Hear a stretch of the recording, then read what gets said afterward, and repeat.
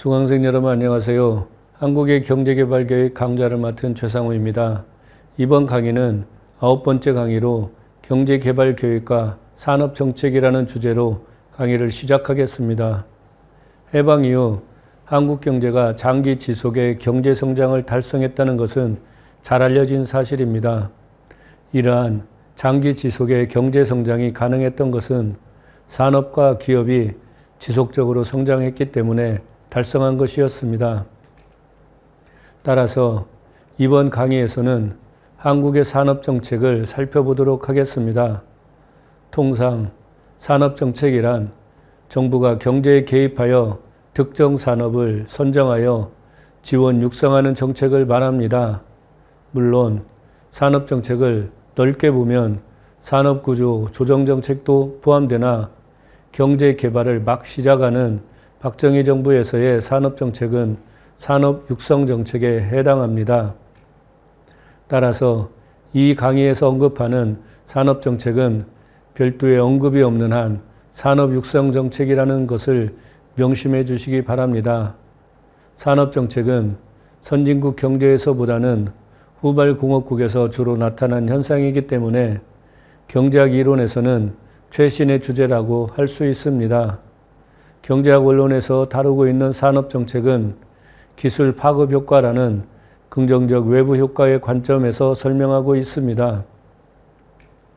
가령 기술 파급 효과를 발생시키는 특정 산업을 육성시키면 다른 산업에도 긍정적인 외부 효과를 미치기 때문에 정부는 보조금과 같은 지원 정책을 통해 이 산업의 생산을 사회적으로 바람직한 수준까지 증대시킬 수 있게 해야 한다는 것입니다.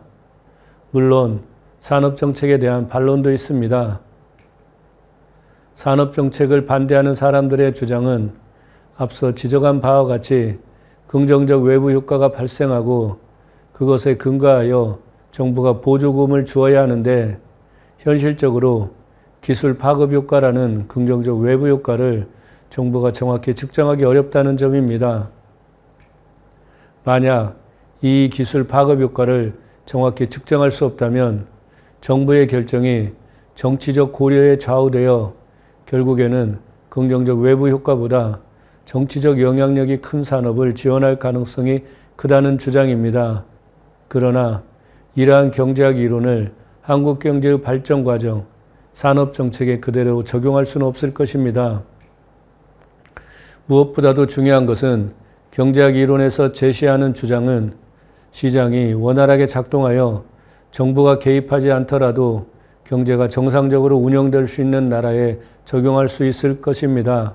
따라서 1950년대 박정희 정부 시기의 한국과 같이 기술과 자본 축적이 미약하고 시장이 미발달하여 경제가 현상 유지에 급급한 상태에 있는 나라에는 이 주장을 그대로 적용하기 어렵다는 것입니다. 현상을 타파하고 경제 성장을 이끌어내기 위해서는 정부 적극적인 개입, 즉 특정 산업을 육성하려는 산업정책이 필요한 것입니다. 산업정책이란 특정 산업을 선정하여 지원하는 정책이기 때문에 어떤 산업을 선택하여 지원할 것인가 하는 문제는 매우 중요합니다. 앞서 지적한 바와 같이 긍정적 외부 효과의 반론을 제기하는 사람들은 이 문제를 승자를 선택하는 것, 피킹 더 윈너의 어려움이라고 말하고 있습니다. 다양한 경제 부문이 발달한 선진 경제에서 기술 파급 효과의 규모를 정확히 측정하는 것이 어렵다는 것은 충분히 인정됩니다. 그러나 경제 개발을 막 시작하려는 한국 경제에서는 선진 경제와는 전혀 다른 상황에 직면해 있기 때문에 경제학 이론에서 주장하는 것처럼 산업정책의 대상이 되는 산업을 선택하는 것이 그렇게 어려운 문제는 아니었다고 할 수 있습니다. 지난 강의에서도 일부 소개했고 이어지는 강의에서도 계속 소개하겠지만 한국에서는 경제개발 계획을 수립하는 과정에서 육성산업 목록이 자세하게 제시되었습니다. 우선 경제개발 계획이 수립되는 1960년대 초기에는 한국의 산업적 기반이 매우 취약했기 때문에 육성할 산업이 많았다는 점도 영향을 미쳤습니다. 그러나 이것보다 더 중요한 것은 박정희 정부가 경제적으로 도달하고자 하는 목표가 명확했다는 점입니다. 박정희 정부는 경제개발 계획을 통해 경제적 후진성을 극복하고 한국 경제의 나아갈 방향을 결정하고 그것을 달성할 수 있는 전략과 주요 과제를 제시했는데, 이때 제시한 가장 중요한 목표는 자립경제의 기반을 조성하거나 자립경제 체제를 확립하는 것이었습니다. 경제개발 계획에 제시된 육성산업 목록은 이에 근거하여 선택되었던 것입니다. 자립경제라는 기준에 근거하여 육성산업이 선택되었다고 하더라도 이것이 산업정책의 성공을 보장해 주는 것은 아닙니다. 산업정책의 궁극적인 목적은 정부 지원하에서 특정 산업이 건설 육성된다고 하더라도 어느 시점 이후부터는 정부 지원이 없더라도 그 산업이 스스로 성장해 갈 수 있는 체제를 확립하는 것입니다. 산업정책의 핵심은 바로 이것이라고 할 수 있습니다.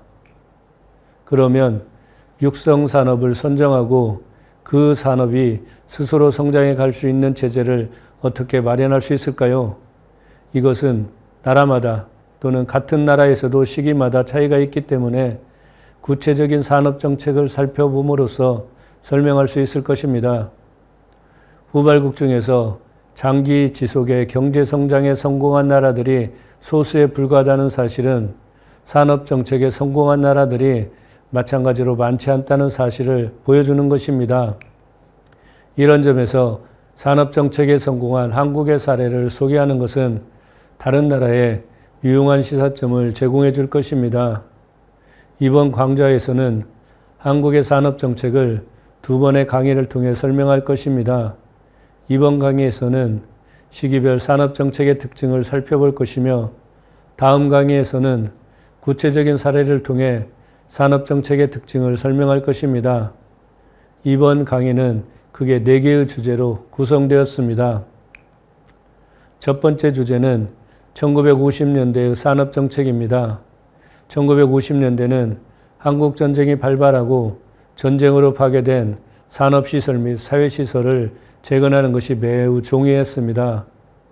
여기에서는 한국 정부가 이런 과제를 어떻게 해결했는지, 주요한 재원은 무엇이었는지 등을 설명할 것입니다.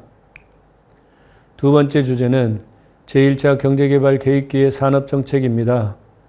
본격적으로 경제개발을 추진한 박정희 정부에서는 산업정책을 왜 시행했는지, 어떤 산업을 육성하려고 했는지, 그때 적용된 기준은 무엇이었는지 등을 설명할 것입니다.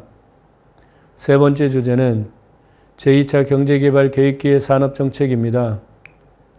여기에서는 두 번째 주제와 마찬가지로 어떤 산업을 했는지, 그때 기준은 무엇이었는지 등을 설명할 것입니다.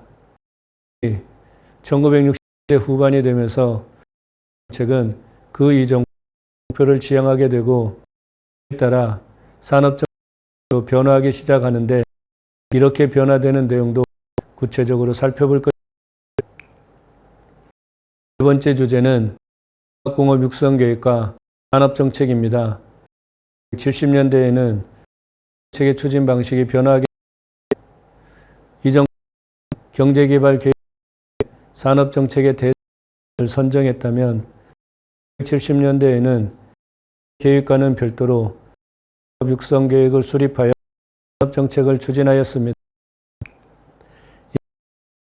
이와 같이 육성 계획이 수립 종합공업 육성 설명할 것입니다.